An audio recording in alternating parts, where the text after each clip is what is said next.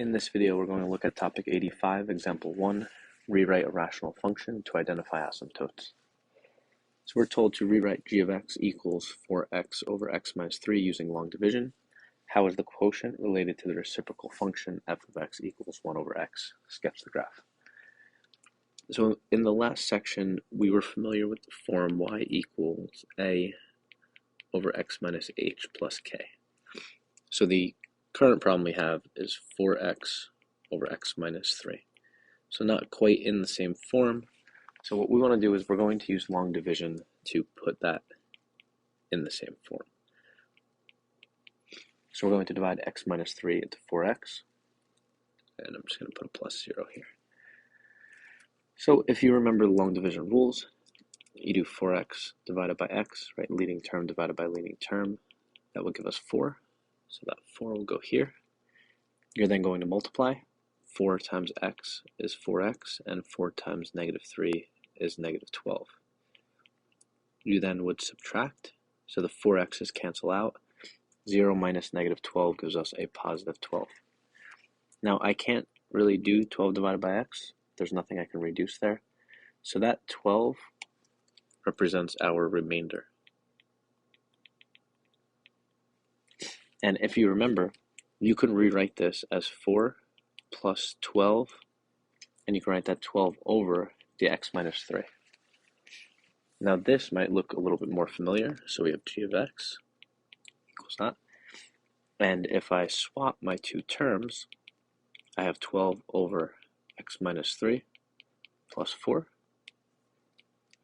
And now I have this in the form that we've been familiar with. So I see that 12 is my a value. So a is equal to 12, so there's a stretch. My h is 3. So that tells me it shifts right 3 units.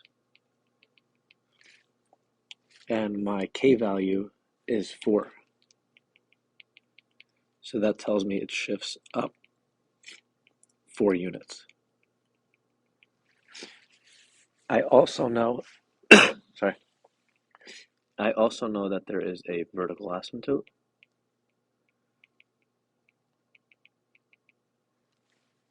At x equals 3, right? That's where my shift right is.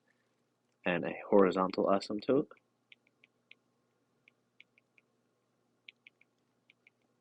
of y equals 4.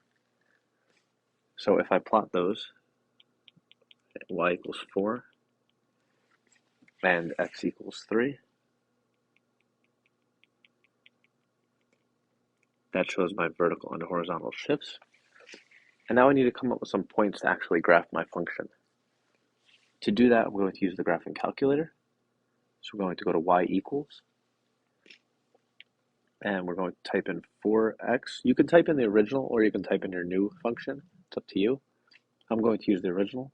So I'm going to use 4x divided by, and then we're going to use parentheses to do x minus 3. If you type in this g of x, this transform function here, you'll get the same graph. Now if I hit graph, I get a graph that looks something like this. That's not too useful to me because I don't know any exact points. So what I'm going to do is I'm going to go to second graph or the table, and now I can pick some points. I'm going to scroll all the way back to negative 10 because that's where my graph starts.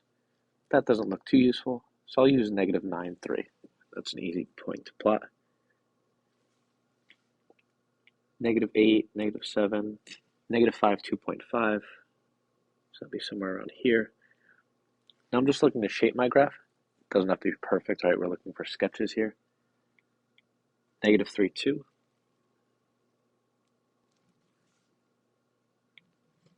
Negative 1, 1. 0, 0. And then 1, negative 2. And 2, negative 8. So I got a lot of points there. That should give me a pretty good shape of this graph on the left side.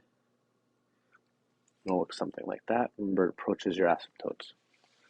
Now on the right side, I would start with 4 Notice that there's an error at 3, which makes sense because we have a vertical asymptote there. So I'm going to start with 416, 510, 68, 77, and 96. So 77, 96, and 10, 5.7. I don't really need that one, so I won't worry about that.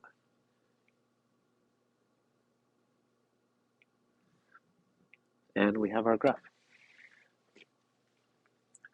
So you wouldn't normally use long division in problems like this. You'll see later on we have some other methods that we're going to use, but this just kind of bridges the gap or connects the last section to this section and shows that, if you have something written in this form here, you could transform it into your A, H, and K form if you were so inclined to do so. But that's it for this. Really, it's just a review of long division, and again, showing the bridging the gap between last section and this section.